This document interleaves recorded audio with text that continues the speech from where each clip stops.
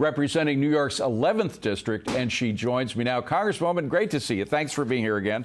Let me start with a big upset, which is the head of the DCC, one of the most important institutions in the Democratic Party, lost. We haven't seen anything like that in 42 years since a DCCC chairman has lost his bid. Mike Lawler is the victor in that one. These are some pretty significant races that Republicans turned over.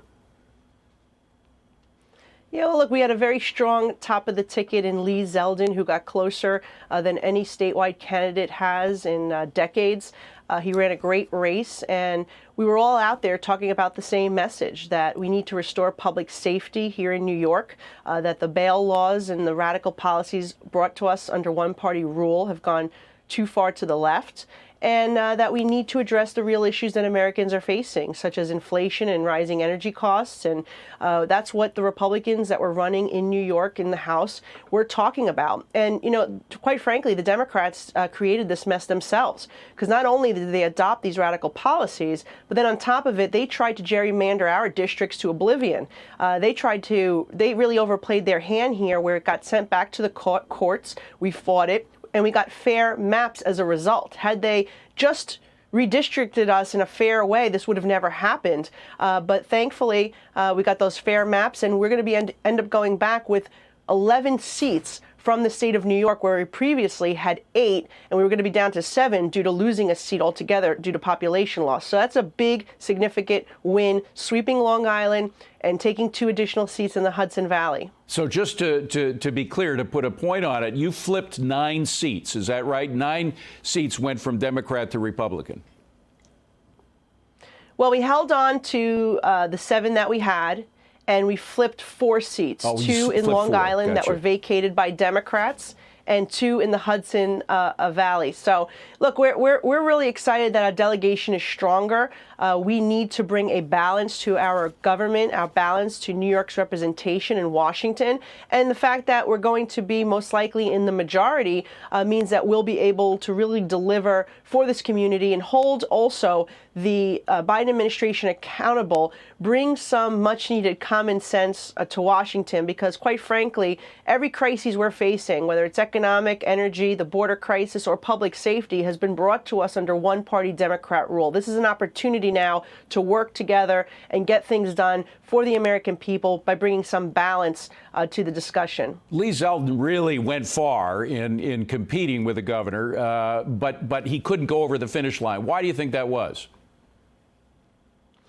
Well, look, we lost hundreds of thousands of people that have fled our state due to the policies put in place by Cuomo and Hochul. Had those people stayed in New York and fought alongside us, I think we'd have another governor, Lee Zeldin would be governor-elect right now. Unfortunately, we lost that population loss, and it just wasn't enough to get him across the finish line. But I think Kathy Hochul should be paying close attention here. Not only are we a divided nation, we are a divided state right now. And I hope she's listening to what we were talking about throughout this campaign, the need for public safety, the need to fix these radical bail laws and some of the other criminal policies that they put in place, the need to respect the taxpayer. We shouldn't have a budget that is twice the size of Florida's when Florida has millions of more residents. And we want to put Florida American doesn't have an income tax either. First. Florida has a better balanced budget, and they don't have the income tax. In New York, you're paying a premium of about 12% all in when you have to